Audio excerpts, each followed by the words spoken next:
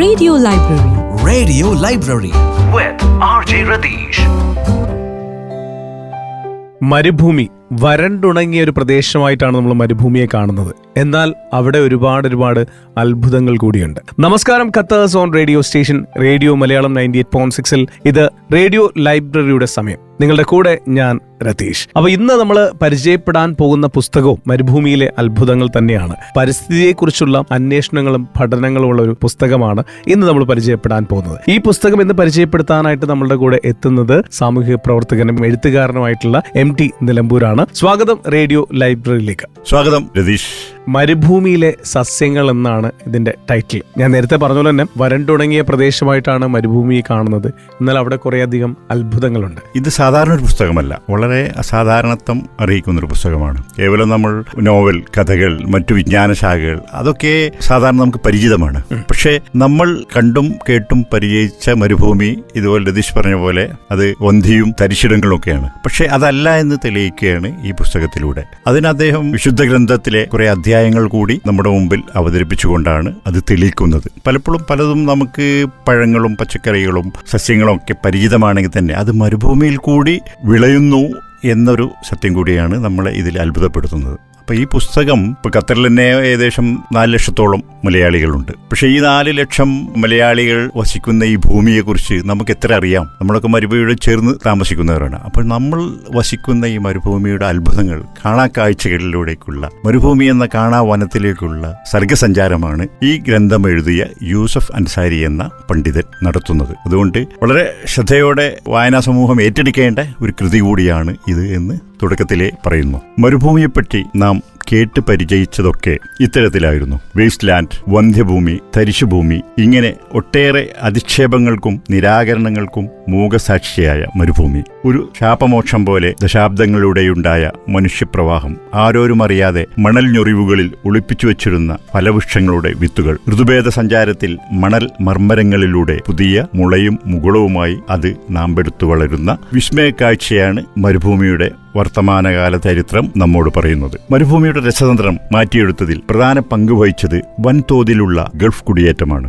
ഏതോ മുനിശാപമേറ്റ് 50 degree Celsius ചൂടിൽ ജ്വലിക്കുന്ന ആകാശത്തിന് കീഴെ യുഗതപസ്യയിലെന്നവണ്ണം നിർജ്ജല ജന്യയായ മണൽപ്പുറങ്ങളെ തൊട്ടുണർത്തിയത് പ്രവാസി സമൂഹമാണ്. അപ്പം തേടിയുള്ള മഹായാത്രയിൽ കേരളീയ ജനപദത്തിന് കൈമോശം വന്ന നാട്ടുപച്ചപ്പിന്റെ പുതുനാമ്പുകളാണ് അവർ മരുഭൂമിയിലേക്ക് വാരി വിതറിയത്. മരുപ്പറമ്പിൽ കിണർ കുഴിച്ചു വെള്ളം പമ്പ് ചെയ്ത് മണൽ പ്രദേശം വയൽവരമ്പ് കെട്ടി പാകപ്പെടുത്തി നെല്ല് നട്ടുവളർത്തി അതിന്റെ വിളവെടുപ്പിന് കേരളത്തിന്റെ കൃഷിമന്ത്രിയെ തന്നെ കൊയ്ത്തുത്സവത്തിന്റെ ഉദ്ഘാടകനായി എത്തിച്ചു എന്നതായിരുന്നു പ്രവാസി സമൂഹം മരുഭൂമിയിൽ നടത്തിയ ആദ്യത്തെ ഹരിത വിപ്ലവം. ഇപ്പോഴും ഗ്രീൻ ഡെസർട്ട് എന്ന വിഷനുമായി ഒട്ടേറെ മലയാളി കാർഷിക കൂട്ടായ്മകൾ ഗൾഫ് നാടുകളിൽ സജീവമായി പ്രവർത്തിക്കുന്നുണ്ട് എന്നതാണ് യാഥാർത്ഥ്യം. ഒപ്പം നിത്യവന്ധ്യയും നിർവികാരയുമായ മരുഭൂമിയെ വികാരസാന്ദ്രയാക്കി കൊണ്ട് മനുഷ്യസഹജമായ ജൈവവികാരം ഉൽപ്പാദിപ്പിച്ചു എന്ന കർമ്മസാഫല്യത്തിനു കൂടി മലയാളം നിമിത്തമായിട്ടുണ്ട്.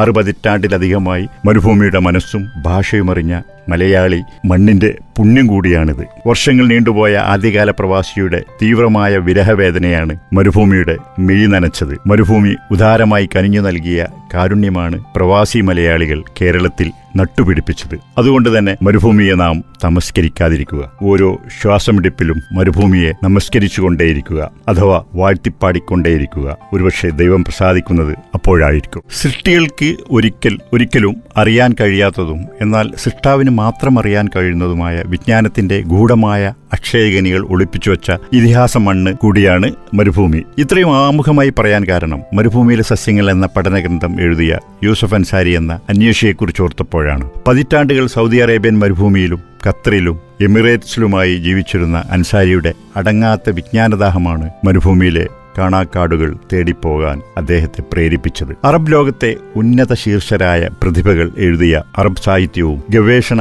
ഗ്രന്ഥങ്ങളുമാണ് അൻസാരിയെ എക്കാലത്തും ആത്മീയമായി ഭ്രമിച്ചിട്ടുണ്ടായിരുന്നത്. അറബി ഭാഷയിലുള്ള പദധ്വനികളും പദധാതുക്കളും തേടിയുള്ള അന്വേഷണാത്മകമായ നിരീക്ഷണവും വിശ്വവിജ്ഞാന ഗ്രന്ഥങ്ങളോടൊത്തുള്ള സഹശയനവുമാണ് യൂസഫ് അൻസാരിയിൽ അശാന്തനായ ഒരു ജ്ഞാനഭിക്ഷു ബാധയേറ്റ് കുടിയിരിക്കുന്നുണ്ട് എന്ന സത്യം അയാൾ പോലും തിരിച്ചറിയുന്നത്. അനശ്വരവും അതിശ്രേഷ്ഠവുമായ ഐതിഹാസിക ഗ്രന്ഥപൂർണിമകളായ തൗറാത്ത്, ഇഞ്ചീൽ, സബൂർ, ബൈബിൾ, ഖുർആൻ തുടങ്ങിയ ആത്മശാന്തിയുടെ നിത്യനിതാന്ത വിശ്രുത ഗ്രന്ഥങ്ങൾ മനുഷ്യർക്ക് അറിയുന്തോറും വിസ്മയഭരിതരാവുന്ന ഇത്തരം പ്രാർത്ഥനാ ഗ്രന്ഥങ്ങളുടെ തിരുപ്പിറവിയും സംഭവിച്ചത് ശുദ്ധ ശൂന്യയായ മരുഭൂമിയിലാണ് എന്നത് നമുക്ക് ഏറെ ഓർക്കാനും ഓർത്തു പറയാനുമുണ്ട്. മരുഭൂമിയിലെ കേവല ജീവിയായ പുഴുവും വലിയ മൃഗമായ ആനയുടെയും ഭക്ഷണം സസ്യമാണ്. കരയിലുള്ളതുപോലെ കടലിലും സസ്യങ്ങൾ വളരുന്നു. മനുഷ്യവംശത്തിന് മുമ്പ് കടലിൽ നിന്നും കരയിലെത്തിയതാണ് സസ്യങ്ങൾ. ആദമിനു മുമ്പ് തന്നെ സസ്യങ്ങളും പറവകളും ഭൂമിയിൽ ഉള്ളതായി ഈ ഗ്രന്ഥം പ്രസ്താവിക്കുന്നുണ്ട്. ആദമിൻ്റേത് ആദ്യകാലത്ത് സസ്യാഹാരമായിരുന്നു. പിന്നീട് കടലും കരയും വെവ്വേറെ ഭക്ഷ്യയോഗ്യമായ ആവാസ കേന്ദ്രങ്ങളാക്കി ദൈവം ക്രമീകരിച്ചു. നോഹ പ്രവാചകന് ശേഷം കപ്പൽ മാർഗം കടലിൽ പോകാൻ ജനങ്ങൾ ആരംഭിച്ചു. നമ്മുടെ ഭക്ഷ്യവിഭവങ്ങളിൽ മാംസ്യം ഒഴിച്ച് മറ്റുള്ളവയൊക്കെയും പൂക്കളുടെ വരദാനങ്ങളാണ്. നാളികേരത്തിന്റെ പൂക്കുലയിൽ നിന്ന് ഇളനീർ രൂപാന്തരപ്പെട്ട പോലെ യൂഫ്രട്ടീസ്, ടൈഗ്രീസ്, നൈൽ തുടങ്ങിയ നദീതീരങ്ങളിൽ വളരുന്ന ചെടികളെയും പൂക്കളെയും പറ്റിയുള്ള നിരവധി പഠന ഗ്രന്ഥങ്ങൾ അറേബ്യൻ പുസ്തകങ്ങളിലൂടെ നമുക്ക് വായിച്ചെടുക്കാം. ഭൂമിയെ നയനാനന്ദകരമാക്കി വിടർന്നു നിൽക്കുന്ന പൂക്കാലത്തെ ഋതുസമൃദ്ധിയെക്കുറിച്ച് വിശുദ്ധ ഖുർആൻ വിശേഷിപ്പിച്ചത് സഹറത്ത് ദുനിയ എന്നാണ്. അറബി മാസങ്ങളുടെ പേരുപോലും ഋതുഭാവ ബന്ധിതമാണ്. റബീയുൽ അവ്വൽ, റബീയുൽ ഥാനി. റബീ എന്നാൽ വസന്തം എന്നാണ്. സൗദി അറേബ്യയിലെ അബഹ, തബൂക്ക് പ്രദേശങ്ങളിലും ഗോലാൻ കുന്നുകളിലും റബീഹിന്റെ വസന്താഗമനം പൂക്കാല കാഴ്ചയാണ്. മരങ്ങളുടെ ഇലകൾ ആദിമ മനുഷ്യന്റെ നഗ്നത മറച്ച പോലെ പൂക്കൾ പ്രണയവർണ്ണങ്ങളിലേക്കാണ് മനുഷ്യനെ വളർത്തിയിരുന്നത്. ഇലകളും പൂക്കളും മനുഷ്യ സംസ്കൃതിയുടെ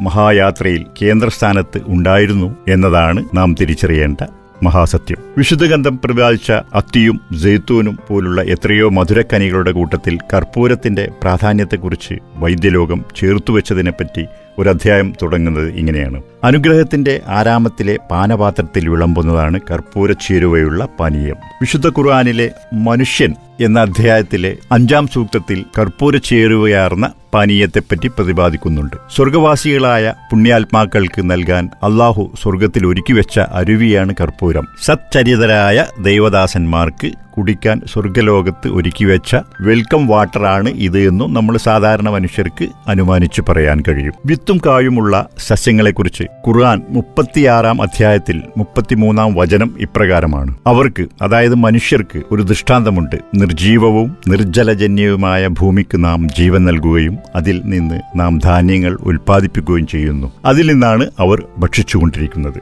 സസ്യങ്ങൾ മനുഷ്യരെ പോലെ ജീവനുള്ളവയാണ്. ഭൂമിയിലെ ഏറ്റവും ഉത്തമനായ മനുഷ്യനെ വിശുദ്ധ ഖുർആൻ ഉദാഹരിച്ചത് മണലാരണ്യത്തിൽ വളരുന്ന ഈത്തപ്പനയോടാണ്. സൃഷ്ടാവായ ദൈവത്തിനല്ലാതെ ഇത്രയും ശ്രേഷ്ഠമായ ഒരു ഉപമ മനുഷ്യരാശിക്ക് നൽകാനാവില്ല. പ്രകൃതിയിലെ സകല ജീവജാലങ്ങളുടെയും വർണ്ണങ്ങളുടെ വൈവിധ്യം പ്രപഞ്ചനാഥന്റെ ദൃഷ്ടാന്തമാണ്. അതായത് വസ്തുക്കൾക്കുള്ള പൂർണ്ണതയുടെ ഉടയാടയുമാണ് ആ നിറവ്യത്യാസം. പ്രവാചകൻ മൂസയുടെ ജനതയായ ഇസ്രായേലർ പച്ചക്കറി വേണമെന്ന് മൂസാ നബിയോട് ആവശ്യപ്പെട്ടു. ഇസ്രായേലിയർ ആവട്ടെ ഇസ്ഹാക്കും ദാവൂദിനും സുലൈമാൻ നബിക്കും യൂനസ് നബിക്കും മുഹമ്മദ് നബിക്കും അടക്കമുള്ള പ്രവാചകരുടെ ഇഷ്ടവിഭവമായ ചുരക്ക തന്നെയാണ് നിർദ്ദേശിച്ചത്. അത്രയ്ക്കും ഔഷധ ഗുണമുള്ള പച്ചക്കറി കൂട്ടത്തിൽ ചുരക്ക ഏറ്റവും ശ്രേഷ്ഠമായ ഒരു വിഭവം കൂടിയാണ്. മറ്റൊരിടത്ത് പറയുന്നു, പ്രവാചകൻ മൂസാ നബിയോട് ഇസ്രായേൽ മക്കൾ ആവശ്യപ്പെട്ടത് പയർവർഗ്ഗമാണ്. ഖുർആനിലെ അൽ റഹ്മാൻ എന്ന അധ്യായത്തിൽ ചെടികളും വൃക്ഷങ്ങളും ദൈവത്തിന് പ്രണാമം അർപ്പിച്ചുകൊണ്ടിരിക്കുന്നു എന്ന് പറയുന്നുണ്ട്.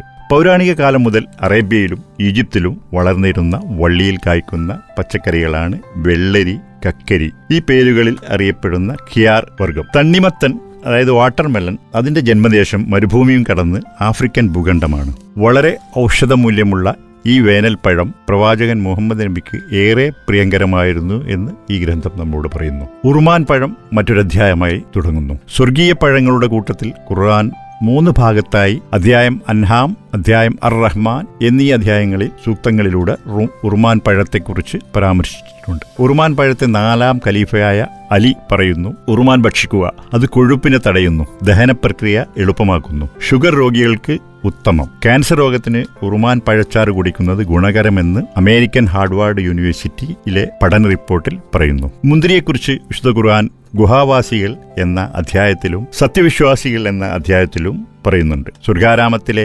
മുന്തിരിത്തോപ്പിനെയാണ് ഫിർദൌസ് എന്ന പേരുകൊണ്ട് വിശേഷിപ്പിക്കുന്നത്. പ്രവാചകൻ നോഹയുടെ കാലം മുതൽ ഭൂമിയിൽ വളരുന്ന ചെടിയാണ് മുന്തിരി. ജാഹിലിയ കാലമായ, അതായത് ഇരുണ്ട യുഗത്തിൽ ജീവിച്ചിരുന്ന അറബികളുടെ ഇഷ്ടപാനീയമായിരുന്നു മുന്തിരിയുടെ വീഞ്ഞ്. ആ കാലത്തെ അറബ് കവിയുടെ ഒസ്യത്ത് പോലും മരിച്ചു കഴിഞ്ഞാൽ മുന്തിരിത്തോപ്പിന്റെ കീഴെ കുഴിമാടത്തിൽ ശരീരം അടക്കം ചെയ്യാൻ നിർദ്ദേശിച്ചിരുന്നതായി ചരിത്രരേഖകൾ കാണാം. മരുഭൂമിയുടെ വരദാനമായ മരുക്കൂൺ, മരുഭൂമിയിൽ പെയ്യുന്ന മഴയ്ക്കു ശേഷം മണലാരണ്യം പിളർന്നു വരുന്ന വലിയ ഭക്ഷണ പദാർത്ഥമാണ്. അൽഫഗ അഥവാ മരുക്കൂൺ, മണലാരണ്യം അതിന്റെ ഗർഭത്തിൽ ഒളിപ്പിച്ചു വെക്കുന്ന അന്നാഹാരമാണ് മരുക്കൂൺ. അതുപോലെ തന്നെയാണ് ഒലിവ് മരവും. മണലാരണ്യത്തിന്റെ കനിവും അലിവും ലാളനയും ലഭിച്ച് മരുഭൂമിയിൽ വളരുന്ന അനുഗ്രഹീത മരമാണ് ഒലിവ്. വിശുദ്ധ ഖുർആൻ 6-ാം അധ്യായത്തിലെ 99-ാം സൂക്തവും 16-ാം അധ്യായത്തിലെ 11-ാം സൂക്തത്തിലും ഈ പുണ്യമരത്തെപ്പറ്റി പ്രതിപാദിക്കുന്നുണ്ട്. ഖുർആനിലെ ഒരധ്യായത്തിന്റെ നാമം തന്നെ അത്തീൻ ഒലിവ് എന്നാണ്.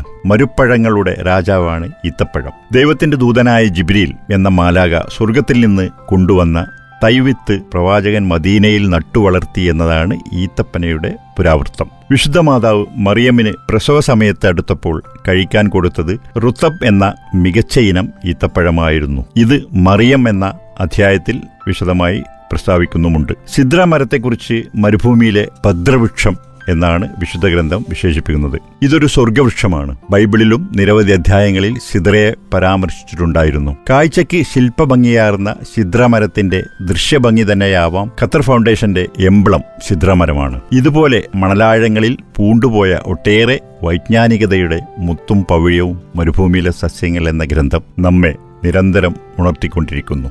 അരനൂറ്റാണ്ട് പിന്നിട്ട മലയാളിയുടെ മരുഭൂമിയുമായുള്ള ജന്മാന്തര ജൈവ ബന്ധുത്വം തന്നെയാണ് ഇത്തരത്തിലൊരു പഠന ഗവേഷണ ഗ്രന്ഥം സാധ്യമാക്കിയത്. യൂണിവേഴ്സിറ്റികളിലെ അക്കാദമിക് ഫാക്കൽറ്റികൾക്കും ഗവേഷണ വിദ്യാർത്ഥികൾക്കും മികച്ച ഒരു റഫറൻസ് ഗ്രന്ഥമായിരിക്കും അൻസാരിയുടെ മരുഭൂമിയിലെ സസ്യങ്ങൾ എന്ന ഈ ഗ്രന്ഥം. ഇതിന്റെ പരിഷ്കരിച്ച പുതിയ പതിപ്പുകൾ ഉടനെ പ്രകാശനം ചെയ്യപ്പെടുന്നു എന്നതുകൂടി മലയാള വായനാ സമൂഹത്തിന് പ്രത്യാശയും പ്രതീക്ഷയും നൽകുന്ന ഒരു സുവിശേഷ വാർത്ത കൂടിയാണ്. ആകാശ നീലിമയെ തൊട്ടുരുമിക്കിടക്കുന്ന വിശാലമായ മരുഭൂമി, ഒരു നാമ്പും മുളയും മുകളവും കിളിർപ്പിക്കാനാകാത്ത തരിശിടങ്ങൾ, സദാ അത്യുഷ്ണം കൊണ്ട് തപിക്കുന്ന മണൽ നിലങ്ങൾ മാലിന്യമുക്തമാണ്. ആളിക്കത്തുന്ന അഗ്നിമേഘങ്ങൾക്ക് കീഴെ എല്ലാം വിമലീകരിക്കുന്ന ഭൂമി. അതുകൊണ്ട് തന്നെ മരുഭൂവാസികളായ അറബികളിൽ ഈ പാപവിമുക്തിയുടെ ജപമന്ത്രങ്ങൾ മരുഭൂമർമരായി സദാ കൂടെയുണ്ട്. സദാ വീശിയടിച്ചുകൊണ്ടിരിക്കുന്ന ഉഷ്ണക്കാറ്റിൽ മുഖം മാറുകയും ദിശ മാറ്റുകയും ചെയ്യുന്ന മരുഭൂമിയെ നാം ഇനിയും അടുത്തറിയേണ്ടിയിരിക്കുന്നു, പഠന വിധേയമാക്കേണ്ടിയിരിക്കുന്നു. ഇത്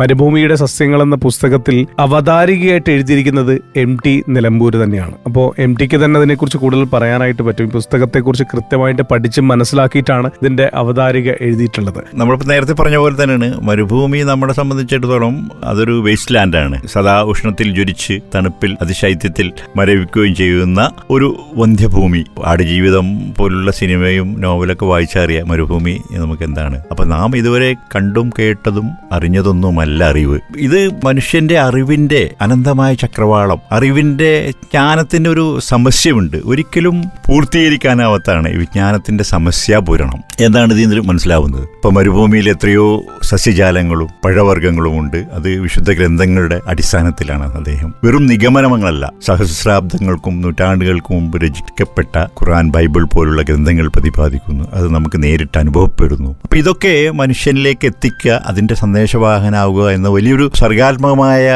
മാനുഷിക ധർമ്മമാണ് ശ്രീ അൻസാരി പുലർത്തിയത്. അതിനാണ് അദ്ദേഹത്തെ നമുക്ക് അഭിനന്ദിക്കേണ്ടത്. പറഞ്ഞല്ലോ മരുഭൂമിയിലെ സസ്യങ്ങൾ എന്നാണ് പറഞ്ഞത്. പക്ഷെ ഇതില് ഭൂമിയിലെ ഓരോ സ്ഥലങ്ങളിലുള്ള ഓരോ സസ്യങ്ങളെ കുറിച്ചും അറബ് നാടുകളിൽ എങ്ങനെയാണ് പറയുന്നത്, അതിനെക്കുറിച്ചൊക്കെ ഇതിനകത്ത് ഉൾപ്പെടുത്തിയിട്ടുണ്ട്. വലിയ വിശുദ്ധ ഗ്രന്ഥങ്ങളുടെ ബേസിലാണ് അയാൾ പറയുന്നുണ്ട്. അധ്യായം, സൂക്തം, എത്രാം സൂക്തത്തിൽ പ്രതിപാദിക്കുന്നതെന്ന് നമുക്ക് ചെക്ക് ചെയ്യാം, നമുക്ക് റെഫറൻസ് ആണ്. അപ്പൊ അദ്ദേഹത്തിന്റെ ഈ ജ്ഞാനാന്വേഷണം വളരെ ശാസ്ത്രീയമാണ്, ഒരു നിഗമനത്തിലല്ല അദ്ദേഹം പറയുന്നത്. ഞാൻ എപ്പോഴും പറയണ്ടേ, നിങ്ങൾക്ക് അർഹതപ്പെട്ട ഒരു തൊഴിലല്ല അയാൾക്ക് ഇവിടെ കിട്ടിയത് ഒരിക്കലും. അതൊരു തരം ചരിത്രം, ചില ക്രൂരമായ തമാശകൾ, ബ്ലാക്ക് ഹ്യൂമർ എന്നൊക്കെ പറഞ്ഞ മാതിരി അയാൾ ഒരു വലിയ ഇതിലെത്ത. പക്ഷെ അയാൾ ഏറ്റവും താഴേക്കിടയിൽ ഒരു ക്ലീനിങ് ബോയാണ്. ഒരു ക്ലീനിങ് ബോയുടെ സ്ഥാനത്ത് നിന്നുകൊണ്ടാണ് അയാൾ, വാഹനമില്ല, ഇങ്ങനെ ടാക്സിയിലും സുഹൃത്തുക്കളുടെ വാഹനങ്ങളിലൊക്കെ പോയി എവിടേക്ക് വിജ്ഞാന ശേഖരങ്ങളിലുള്ള ലൈബ്രറികൾ തേടി ദോഹയുടെ എല്ലാ ഭാഗത്തും അവർ പോയി ഡ്യൂട്ടി ഒഴിവുള്ള സമയങ്ങളിൽ നോട്ട്സ് തയ്യാറാക്കുകയും ആ ഗ്രന്ഥങ്ങൾ ഈ ചെറിയ വരുമാനത്തിൽ പൈസ സ്വരൂപിക്കുകയും സ്വരൂപിച്ചുകൊണ്ട് നാട്ടിലേക്ക് അയച്ച് സ്വരൂപിച്ചുകൊണ്ട് അതേ ഗ്രന്ഥങ്ങൾ വാങ്ങുകയാണ്. അപ്പോൾ ഒരു വലിയ ഗ്രന്ഥങ്ങളുടെ കൂടാരത്തിലെ ഒരു താപസൻ എന്നൊക്കെ പറയാം. അദ്ദേഹത്തിന്റെ മുറി നിറയെ ഗ്രന്ഥങ്ങളാണ്. ഒരു കപ്പൽ നിറയെ പുസ്തകങ്ങളുമായാണ് അദ്ദേഹം നാട്ടിലേക്ക് മടങ്ങിപ്പോയത്. അദ്ദേഹം മലപ്പുറം ജില്ലയിൽ പുലാമന്തോൾ എന്ന സ്വദേശത്താണ്. അദ്ദേഹം 35ഓളം കൃതികൾ ഭാഷയിൽ വ്യത്യസ്തമായി എഴുതിയിട്ടുണ്ടെങ്കിൽ തന്നെ ഇതൊന്നും അക്കാഡമിക് തലത്തിലോ മലയാള വായനാ സമൂഹം ചർച്ച ചെയ്യപ്പെട്ടിട്ടില്ല. ഒന്നാമത് പ്രസാധകരുടെ അഭാവമാണ്. പിന്നെ അദ്ദേഹത്തെക്കുറിച്ച് ഒരു വ്യക്തിയെ കൂടുതൽ അറിയുക എന്നതുണ്ട്.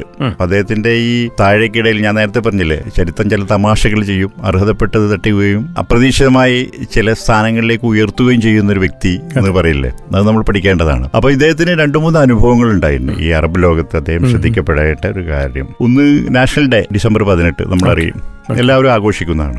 അപ്പൊ ഇവിടുത്തെ ഒരു വലിയ സംഘടന, കാരണം എന്റെ കുറെ സുഹൃത്തുക്കൾ അതിലിട്ട് എനിക്ക് വളരെ മാനസിക അടുപ്പമുള്ള ഒരു സംഘടനയാണ് KMCC. അപ്പോൾ നാഷണൽ ഡേക്ക് വക്ര ഇൻഡോർ സ്റ്റേഡിയത്തിൽ അവരൊരു വലിയ പ്രോഗ്രാം സംഘടിപ്പിച്ചു, ഒരു ഇൻഡോ അറബ് കൾച്ചറിന്റെ ഭാഗമായി. അപ്പൊ ധാരാളം ഡിഗ്നിറ്ററീസ് ഉണ്ട്, അറബ് VIPs ഉണ്ട്, മിനിസ്ട്രിയൽ ലെവലിലുള്ള വലിയ ഉദ്യോഗസ്ഥന്മാരുണ്ട്, പോലീസ് ഉദ്യോഗസ്ഥന്മാരുണ്ട്, ഒരുപാട് പ്രവർത്തകരുണ്ട്. വലിയ ഇതായിട്ടുള്ള ഒരു ഓർഗനൈസിംഗ് ആണ്. ഇദ്ദേഹം അവിടെ ഒരു വെറും കാഴ്ചക്കാരനായി ചെന്നതാ. വെറുതെ ഒരു കുറിയ മനുഷ്യൻ ഒരു മൂലയിൽ നിൽക്കുന്നു. അപ്പോ ഈ പ്രസംഗം ട്രാൻസ്ലേറ്റ് ചെയ്യണമല്ലോ. രാജ്യം സ്വാതന്ത്ര്യത്തിന്റെ ഒരു യൗമുൽ വത്തൻ, അതായത് നാഷണൽ ഡേ ആണ്. അപ്പൊ ഈ രാജ്യം ജനങ്ങളോട് എന്ത് പറയുന്നു, വിദേശിയോട് എന്ത് പറയുന്നു എന്നത് കൗതുകമുള്ള കാര്യമാണ്. അപ്പം ഇത് ആര് തർജ്ജമ ചെയ്യും എന്നൊരു പ്രശ്നമുണ്ട്. സാധാരണ കൊളോക്കിയൽ നമ്മൾ പറയുന്ന ഭാഷയല്ല, ഭാഷയുടെ ഏറ്റവും പ്യൂരിറ്റി ഉപയോഗിക്കുന്ന ആളുകളാണ് അവിടെ, വലിയ ഡിഗ്നിറ്ററീസ് പറയുന്നത്. അപ്പോൾ സ്കോളേഴ്സിനും എല്ലാവർക്കും നമ്മൾ പഠിച്ച് അക്കാഡമിക് സർട്ടിഫിക്കറ്റ് കിട്ടിയോണ്ടായില്ല, ഒരു ഭാഷയുടെ ആത്മാംശം എങ്ങനെ സെക്കൻഡ് വെച്ച് ട്രാൻസ്ലേഷൻ കൊടുക്കണ്ടേ ജനങ്ങൾക്ക് കൗതുകപൂർവ്വമല്ല, അത് അതിന്റെ പ്യൂരിറ്റി വാക്ക് ഉടനെ മെമ്മറിയിൽ വരണം. അതൊരു വലിയൊരു കഴിവാണ്. അപ്പോൾ ഈ മനുഷ്യൻ കയറി അത് ഏറ്റെടുക്കുകയാണ്. അദ്ദേഹം അതിസുന്ദരമായിട്ട് ട്രാൻസ്ലേറ്റ് ചെയ്ത് കയ്യടി നേടി. ആരോരും അറിയാതെ ഒരു വാതിൽപ്പടിയിൽ നിന്നൊരു ഒരു അഗതിയെപ്പോലുള്ള ഒരു മനുഷ്യനാണ് വരുന്നത്. അപ്പോൾ അതാ ഞാൻ പറഞ്ഞത്, അറിയപ്പെടുന്ന സ്ഥാനത്ത് അയാൾക്ക് ഡിപ്പാർട്ട്മെന്റിൽ കിട്ടിയില്ല, പക്ഷേ ഇതുപോലുള്ള ജനകീയ വേദികളിൽ അദ്ദേഹത്തിന് ശ്രദ്ധിക്കപ്പെടാൻ കഴിഞ്ഞു. ഇതുപോലെ വേറെ അനുഭവം ഉണ്ടായി. ഒരിക്കൽ അദ്ദേഹം കോവിഡിന് ശേഷമാണ് അത് നിന്നത്. സാധാരണ പള്ളിയിൽ ജുമ വെള്ളിയാഴ്ച അത് കഴിഞ്ഞാൽ അന്നത്തെ ഉസ്താദ് പറഞ്ഞ് പ്രധാന പോയിന്റ്സ് മലയാളത്തിൽ തർജ്ജമ ചെയ്യും. അല്ലെ നല്ല ഇന്റർനാഷണൽ ആയിട്ടുള്ള കാര്യങ്ങളും മതപരമായ കാര്യം മനുഷ്യൻ പഠിക്കേണ്ടതാണ്. പക്ഷെ നമുക്ക് അറബ് ഭാഷ അറിയാത്തവർക്ക് ഇത് കഴിഞ്ഞാൽ ഒരു ആൾക്കൂട്ടം അവിടെ ഉണ്ടാവും, അത് അറിയുന്നവർ ട്രാൻസ്ലേറ്റ് ചെയ്യും. അങ്ങനെ ട്രാൻസ്ലേറ്റ് ചെയ്യാൻ പോയതായിരുന്നു അൻസാരി. പക്ഷെ അന്ന് അവിടെ പള്ളിയിൽ ചെയ്യേണ്ട പ്രധാന കാർമ്മികനായ കുത്തുബ നടത്തുന്ന ഇമാം എന്തോ അപകടത്തിൽപ്പെട്ട് അദ്ദേഹം വന്നില്ല. മറ്റൊരാളെ അറേഞ്ച് ചെയ്യാനുള്ള സമയവുമില്ല. ഇവിടുത്തെ ഏറ്റവും പുരാതനമായ കുലീനമായ ഒരു പള്ളിയാണ് അൽഗാന മസ്ജിദ്. ധാരാളം അറബ്സ്, 2000-ഓളം വ്യത്യസ്ത രാജ്യങ്ങളിലുള്ള അറബ്സ് ഒത്തുകൂടുന്ന വലിയൊരു ഇതിൽ ഇമാമില്ലെങ്കിൽ അതിന്റെ ആ കൂട്ടായ്മയുടെ എല്ലാം നഷ്ടപ്പെടാണ്, അതിന്റെ ഒരു ഡിസോർഡർ ആവുകയാണ്. അപ്പൊ അങ്ങനെ ഈ മനുഷ്യൻ പെട്ടെന്ന് മെമ്പറയിൽ കയറിയിട്ട് ചെയ്യാണ്. അതും മലയാളത്തിലല്ല, അറബ് ഭാഷയിൽ. അപ്പൊ ആ ധൈര്യമൊക്കെയാണ് അദ്ദേഹം ഭാഷയിൽ നിന്ന് നേരിട്ട. ഭാഷയുടെ ആത്മാവും അക്ഷരങ്ങളെ ചിമിയിലൊതുക്കിയ ആ ആശയത്തേക്ക് അതൊരു പ്രത്യേക കഴിവാണിത്. ആ കഴിവിനെ അദ്ദേഹത്തെ ഇങ്ങനെ ഒരു ഗ്രന്ഥം എഴുതിപ്പിക്കാനൊക്കെ കാരണം. പിന്നെ മറ്റൊരു പെരുന്നാളിന് ഷമാൽ, വടക്ക് ഭാഗത്തുള്ളൊരു സിറ്റിയാണ്. ഷമാലിലെ ഒരു ഈദ്ഗാഹ് വലിയ, അവിടെയുള്ള വലിയ ഷെയ്ഖ് ഫാമിലീസും വലിയ അറബ്സൊക്കെ കൂടുന്ന ഒരു ഈദ്ഗാഹിലെ ഈദ് സന്ദേശം സാധാരണ അത് നൽകുകയാണ്. ഈദിലെ പ്രാർത്ഥന കഴിഞ്ഞിട്ടുള്ളൊരു സന്ദേശം കൊടുക്കുന്ന ഒരു പതിവുണ്ട്. അപ്പൊ ഇദ്ദേഹം ക്ലീനിങ് ജോലിക്ക് പോയതാ. അവിടെ കാർപ്പറ്റ് വിരിക്കാനോ ആ സ്ഥലം ശരിയാക്കാനോ, അത് ഓപ്പൺ എയറിലാണുള്ളത്. അതിന് ഡിപ്പാർട്ട്മെന്റ് നിയോഗിക്കപ്പെട്ട ഒരു കൂട്ടത്തിൽ ഈ കക്ഷി പോയതാണ്. അവിടെ ഇത് പെട്ടെന്ന് എന്തോ പറഞ്ഞിട്ട് അത് ചെയ്യേണ്ട ആൾക്ക് വരാൻ പറ്റിയില്ല. സമയം വളരെ സമയബന്ധിതമാണല്ലോ. അങ്ങനെ ആരോ പറഞ്ഞു നിങ്ങൾക്ക് ചെയ്യാൻ പറ്റുമോ ചോദിച്ചപ്പോൾ ഇയാള് ആ ക്ലീനിങ് വേഷമൊക്കെ ഒഴിവാക്കി മറ്റേ ഇതൊക്കെ ഇട്ടിട്ട് അയാൾ സ്റ്റേജിൽ കയറിയിട്ട് അറബില് അതിമനോഹരമായിട്ട് ഇത് നടത്തി. ഇതൊക്കെ നമുക്ക് കേട്ടപ്പം ഭയങ്കര രോമാഞ്ചുണ്ടായി. കാരണം ഒരു മലയാളിയാണ് ഇത് ചെയ്യുന്നത്. ഇവിടെ തൊഴിൽ തേടി വന്ന് ജീവിക്കാൻ വേണ്ടി വന്ന ഒരു മലയാളിക്ക് ഇത്തരം സാധ്യതകളിലേക്ക് ഉയരുക എന്നത് വലിയൊരു ഇതാണ്. ഇവിടെ നമ്മളെത്ര സമ്പന്നരായി, നമ്മളെത്ര ട്രേഡ് രംഗത്ത് വന്നു, അതൊരു വ്യക്തിയിൽ ഒതുങ്ങുന്നതാണ്.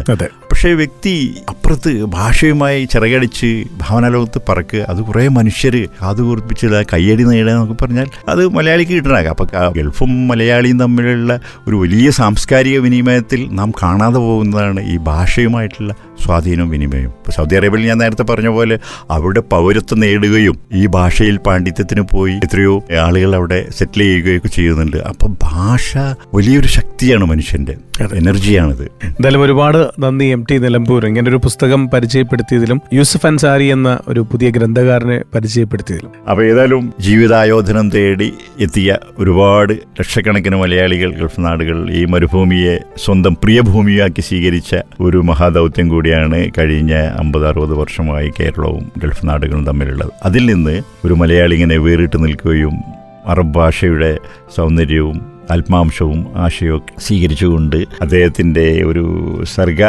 സഞ്ചാരത്തിൽ നമുക്ക് കിട്ടിയത് ഈ പുസ്തകം മരുഭൂമിയിൽ സസ്യങ്ങൾ എന്നതാണ്. അപ്പം യൂസുഫ് അൻസാരി അത് ഭാഷയ്ക്കും ഈ രണ്ട് ദേശങ്ങൾ തമ്മിലുള്ള ഇണക്കത്തിനും കൂടി സാധ്യമാവുന്നുണ്ട് അദ്ദേഹത്തിൻ്റെ ഈ വർക്ക്. ഇതിനിയും പതിപ്പുകൾ ഉണ്ടാവട്ടെ, കൂടി വിശാലമായി അദ്ദേഹത്തിൻ്റെ ഗവേഷണങ്ങൾ കൂടെ കനപ്പെട്ട ഗ്രന്ഥമായിട്ട് ഇതിന് മാറട്ടെ എന്നൊരു ആശംസയും പ്രാർത്ഥന കൂടി അർപ്പിച്ചുകൊണ്ട് റേഡിയോ മലയാളത്തിൻ്റെ എല്ലാ ശ്രോതാക്കൾക്കും എൻ്റെ പ്രത്യേകം നന്ദിയും കടപ്പാടും അറിയിക്കുന്നു. നന്ദി, നമസ്കാരം. തീർച്ചയായിട്ടും മരുഭൂമിയിലെ സസ്യങ്ങൾ പറഞ്ഞ പോലെ പരിസ്ഥിതിയെക്കുറിച്ച് കൂടുതൽ അടുത്തറിയുക, അല്ലെങ്കിൽ പരിസ്ഥിതിയെക്കുറിച്ചുള്ള അന്വേഷണങ്ങൾ, പഠനങ്ങൾ, മരുഭൂമിയിലെ അത്ഭുതങ്ങൾ, അതൊക്കെയാണ് ഈ പുസ്തകത്തിലൂടെ നമുക്ക് പറഞ്ഞു നൽകുന്നത്. യൂസഫ് അൻസാരിയാണ് ഇത് എഴുതിയിട്ടുള്ളത്. ഗ്രന്ഥകാരനെ കുറിച്ച് കൂടി നമുക്ക് കൂടുതൽ മനസ്സിലാക്കിയപ്പോൾ ഈ പുസ്തകം വായിക്കണമെന്ന് തോന്നുന്നില്ലേ? തീർച്ചയായിട്ടും മരുഭൂമിയിലെ സസ്യങ്ങൾ എല്ലാവരും വായിച്ചിരിക്കേണ്ട ഒരു പുസ്തകം കൂടിയാണ് എന്ന് ഓർമ്മപ്പെടുത്തിക്കൊണ്ട് ഇന്നത്തെ റേഡിയോ ലൈബ്രറി അങ്ങനെ പൂട്ടുകയാണ്. അടുത്ത ആഴ്ച മറ്റൊരു അതിഥിയും മറ്റൊരു പുസ്തകമായിട്ട് എത്തിച്ചേരാം. കേട്ടോടിക്കോ Qatar's number 1 radio station radio Malayalam 98.6 FM.